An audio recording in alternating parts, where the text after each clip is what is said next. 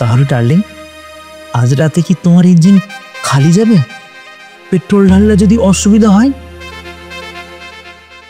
আরে তুমি চিন্তা করছো কেন?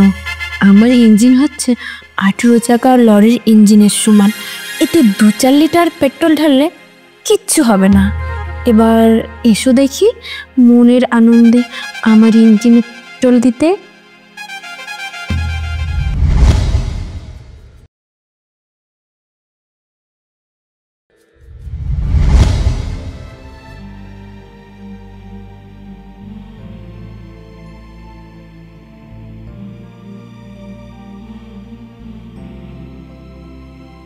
তারপর বলো, এই বকখালি ঘুরতে এসে তোমার কেমন লাগছে?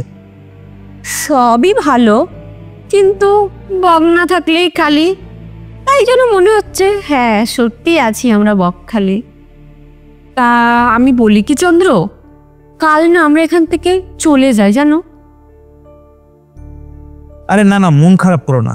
দেখো, আমরা কাল সন্ধ্যায় এসেছি, আজ এখনো সন্ধ্যা হয়নি, তার মানে পুরো একদিন এখনো হয়নি। দেখবে তোমার মনের আশা ঠিক পূরণ হবে।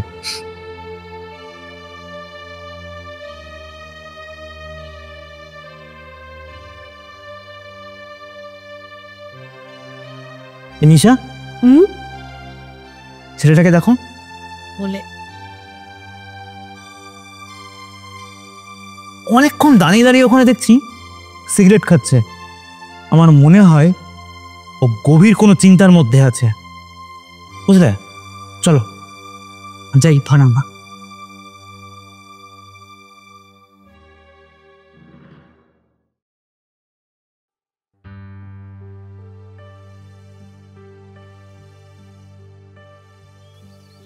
কি দাদা, বকখালি বেড়াতে এসেছেন? হ্যাঁ, কিন্তু আপনাদের তো ঠিক চিনলাম না। আরে এই পৃথিবীতে কারোর কেউ চেনা থাকে না, পরিচয় করিয়ে নিতে হয়। আমার নাম চন্দ্র। আমি আকাশ চ্যাটার্জি। হ্যালো, আই এম নিশা। আচ্ছা তোমরা একটু কথা বলো, আমি একটু ওই দিক থেকে আসছি। হ্যাঁ, দেখা আলাপ সবই হয়ে গেছে, তার মানে আমাদের একে অপরের বন্ধু হতে আর কোনো বাধা নেই তো?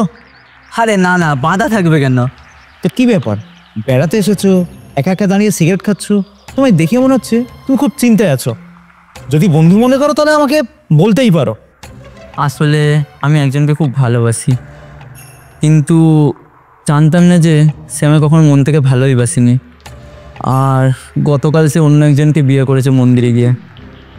তাই আর নিজেকে ঠিক না রাখতে পেরে এই বকখালি চলে আসলাম দুদিন সময় কাটাতে। তার মানে স্যাড লাইফ স্টোরি, তাই তো? করতে এসেছো হানিমুন, বাট একা। আকাশ, আমার হাতে এই যে চায়ের ভাঁড়টা দেখতে পাচ্ছ, এটা আমি এই চাটা খেলাম আর ফেলে দিলাম। ঠিক তেমন আমার সঙ্গে যাকে তুমি দেখলে, ওই মেয়েটা আমার গার্লফ্রেন্ড।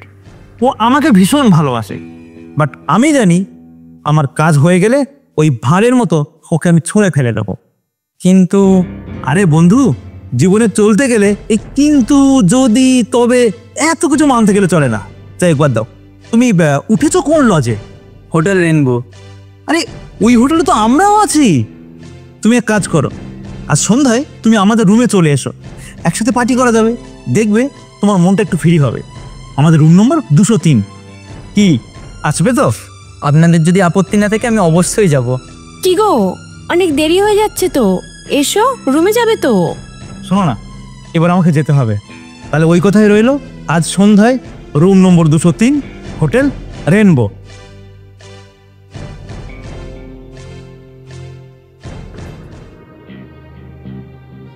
ও ঠিক কথাই বলেছে, আমি বোকা, তাই স্বপ্নাকে মন প্রাণ দিয়ে ভালোবেসেছি।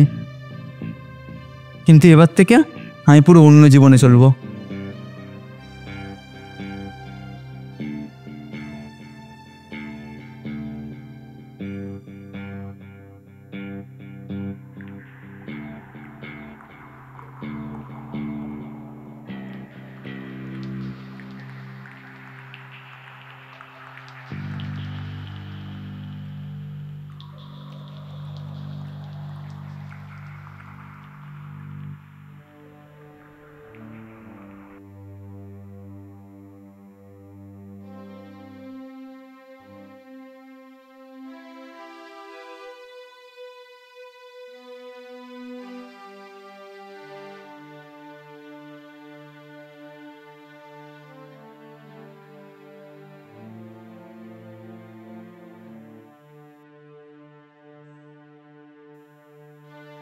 ডার্লিং, মনে হয় আকাশ এসছে। যাও, তুমি গিয়ে দরজাটা খুলে দাও।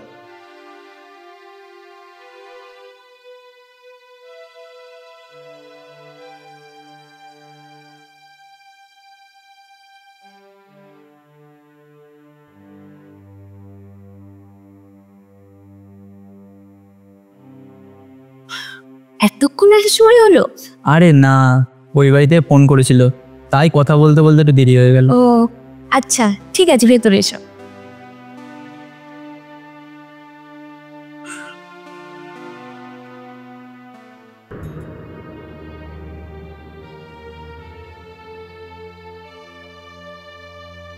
আকাশ, একদম ঠিক সময় এসেছো।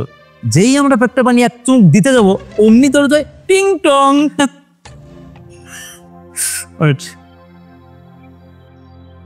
বিউটিফুল, যেন স্বর্গের অপ্সরী। তোমার নাম যেমন নিশা, দেখতেও তেমনি নিশা। তোমার নেশায় আমায় তুমি করছো জাদু। তোমাকে দেখার পর থেকেই আমি যেন নিজেকে নিজেই হয়ে গেছি কাবু। একবার যদি তোমার এই রূপ সাগরের স্নান করতে পারতাম, মনে হয় জীবনটা ধন্য হয়ে যেত। না, রেডি। চিয়ার্স।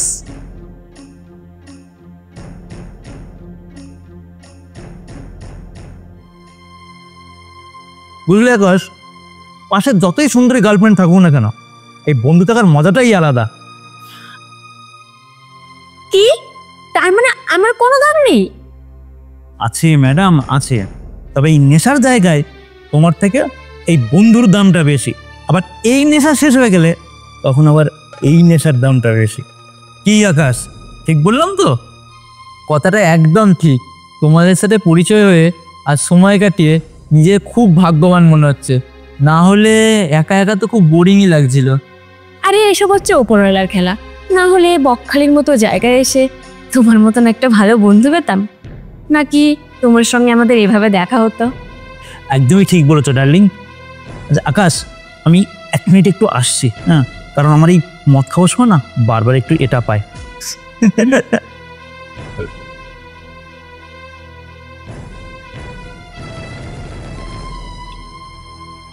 তা আকাশবাবু, প্রেমিকার সঙ্গে কি শুধু প্রেমই করেছো নাকি প্রেমিকার কিছু পানও করেছো? না না, তার সাথে আমি কোনো খারাপ ব্যবহার করিনি, তবে মনে হয় ওটাই আমার জীবনের ভুল। তা একদমই ঠিক বলেছ। ঝিয়ের পাশে আগুন রাখবে আর সেই আগুন না জ্বালিয়ে নিভিয়ে দেবে, তাও তো ঘিয়ের রাগ হবেই না গলতে পেরে। তা এখনো পর্যন্ত কি শরীরে সবকিছু উপসে গেছো নাকি পাড়ার কোনো বৌদিদের কাছ থেকে উপসভঙ্গ করেছো? এ মা, না না, ছি, আমি এইসব এখনো পর্যন্ত কিচ্ছু করিনি। সত্যি কথা বলতে, তোমাকে প্রথম দেখার পর থেকেই না আমার খুব ভালো লেগে গেছে। তোমাকে দেখার পর থেকেই আমি কেমন যেন ফিদা হয়ে গেছি। তাই তুমি যদি চাও, তোমার ওই উপোস থাকা মনটাকে আমি আমার শরীরের যৌবনের রসকৌব ভঙ্গ করতে চাই। যদি ইচ্ছা থাকে তাহলে কাল 11টার সময় আমার রুমে চলে এসো। ও কাল ওই সময় 3 ঘন্টার জন্য একজনের সঙ্গে দেখা করতে যাবে। কি কি কথা হচ্ছে? কে বাড়িতে থাকবে না? আরে না না, কিছু না, ওই আর কি। আরে লজ্জা পাচ্ছ কেন? আরে আমি ওকে বলছিলাম কি, ওই প্রেমের ব্যাপারটা মন থেকে মুছতে গেলে একটু সময় তো লাগবেই। তাই আমি ওকে বলছিলাম একা একা বাড়িতে থাকবে না। ও একদম ঠিক কথা বলেছে। তুমি একটা মেয়ের জন্য মন খারাপ করবে? তুমি ওকে দেখিয়ে দাও তুমি একজন পুরুষ মানুষ। নাও।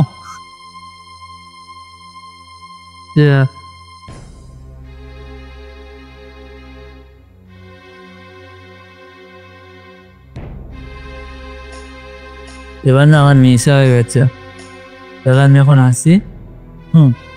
যাও, সাবধানে দেওয়া।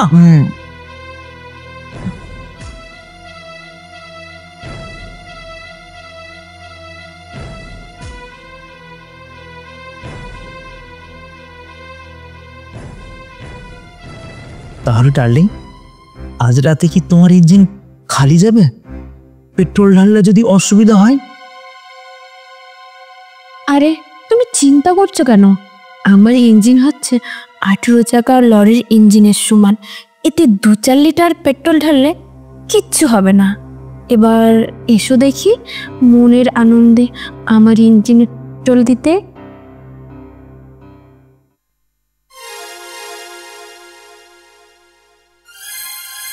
নিশা 11টার সময় তার রুমে যেতে বলল।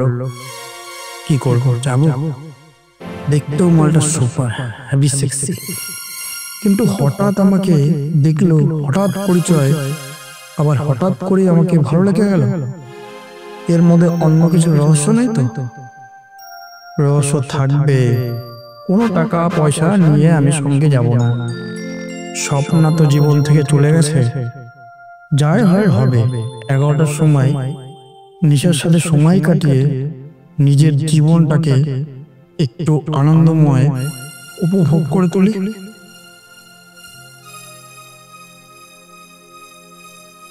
সত্যি আকাশ, আমি আজ ভীষণ হ্যাপি।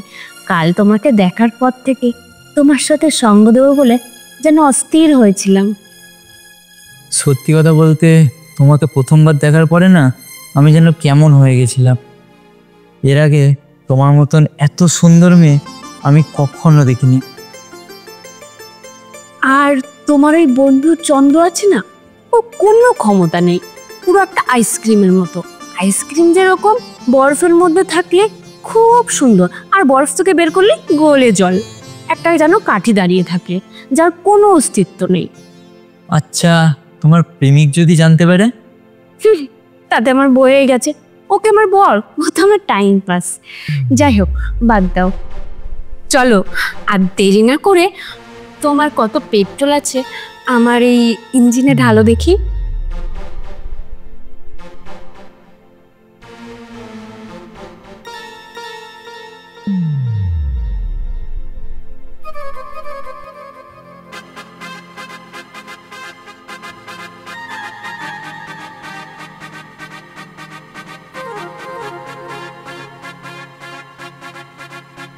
হ্যাঁ, হ্যালো আকাশ, বলছি তুমি কি আজ সকালে আমার রুমে এসেছিলে? আমি তোমার রুমে? না মানে, আরে আমতা আমতা করতে হবে না, আমি তো এটাই চেয়েছিলাম। তুমি কি বলছো? আমি তোমার কথা কিচ্ছু বুঝতে পারছি না। এবার বুঝতে পেরেছি কেন তোমার প্রেমিকা তোমায় ছেড়ে চলে গেছে। আরে বুদ্ধু, আমার কি পয়সা বেশি হয়েছে যে আমার রুমে ডেকে তোমায় আমি মদ খাওয়াবো, আমার ডার্লিং এর সাথে সময় কাটানোর জন্য আমি রুমের বাইরে থাকবো? তুমি কি বলতে চাইছো? একটু স্পষ্ট করে বলো, তোমার কথা আমি কিচ্ছু বুঝতে পারছি না। তাহলে শোনো, আমরা ব্লু ফিল্ম বানিয়ে বিদেশে বিক্রি করি, আর আজ তুমি আর নিশা মিলে যেটা বানিয়েছো না, সেটা লাখ টাকারও বেশিতে বিক্রি হয়েছে। ইউজ কাউন্টার, আমি তোমাদের কাউকে ছাড়বো না, আমি এক্ষুনি যাচ্ছি। আরে তুমি আছো এখন সমুদ্রের পারে, আর আমি তখন এই গাড়িতে উঠতে যাচ্ছি। আচ্ছা শোনো, তোমার ফোনে আমি একটা লিঙ্ক পাঠিয়েছি, ওটা দেখো। যা বানিয়েছো না মাইনে। বাই। চলো।